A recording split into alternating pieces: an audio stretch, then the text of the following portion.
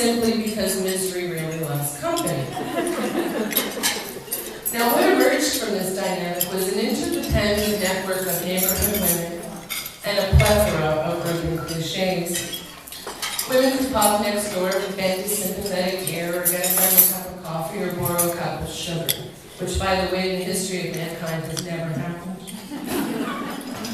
And through the sharing of talents, I'm sorry, I keep bending over the pen. I can't bend this thing right. Don't we ever get anybody tall? That looks better. No, it's good, thanks. Through the sharing of talents, an unacknowledged barter system was born. If you had sewing skills, you would very, very gladly help your neighbor make a pair of drapes or take up a hem. She, in turn, might be handy with the brush and would be more than pleased to help you paint your kitchen. Or she might have a green thumb and would show you the best place in your garden to plant a begonia or bring your ficus back from the dead. The neighborhood women also took turns minding each other's children, so that each woman could go grocery shopping or get a haircut or visit the doctor in peace. For the 1960s housewife, an unaccompanied trip to the dentist for a root canal was considered a vacation. Now, the strength and the resiliency of the women of this era was not celebrated, nor was it even acknowledged, and it damn sure wasn't rewarded. It just was. But 50 years and many alleged societal advancements later, the world was a very, very different place. Thanks to the tireless efforts of women's rights pioneers, women today have expanded their contributions to and their involvement in the world around them. Now, I had just started high school when the women's liberation movement hit its stride. At a time when I should have been memorizing Hamlet's soliloquy, I was instead gleefully repeating Gloria Steinem's famous mantra, "A woman without a man is like a fish without a bicycle." These were very, very confusing times for my friends and me.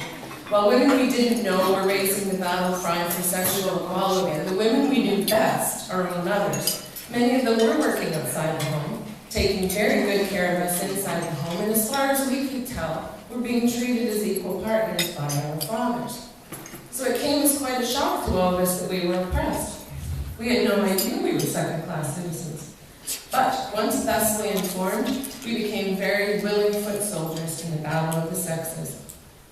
Now, as you can imagine, our participation in this revolution was somewhat limited because at the age of 14, it was hard to get from North Bay, Ontario to Washington, D.C. to take part in an ERA march. But we did what we could. We very proudly and with great determination usurped men's wardrobes. We all wore boys' jeans until we developed hips.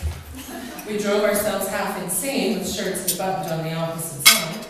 And we sacrificed our calf-enhancing but enslavement of women high heels for the much more sensible and surprisingly comfortable Adidas footwear. We did, however, draw the line at burning our bras, because most of us had only been wearing them for a year and we hadn't grown tired of it. But most importantly, we paid attention and we asked questions. As recently as the 1960s, the roles for women in society were determined pretty much by our plumbing. Because women are biologically designed to reproduce, that was pretty much all that was expected of us. The wisdom of the day dictated that a girl would graduate from high school, maybe work for a couple of years, but certainly get married and immediately begin popping out babies like a Pez dispenser. Now, it was acceptable for women to work in a bank or in an office, as a store clerk or as a telephone operator, but these were considered stopgap measures between the wedding dress and the maternity dress. And unlike today's mothers-to-be, women did not proudly sport a baby-on-board t-shirt. They were very careful to conceal their delicate condition because pregnancy was still a legally accepted cause for dismissal from your job. Now, for those who dreamed a little bigger than that, the post-secondary options for women consisted mainly of secretarial school, nursing school, or teacher's college.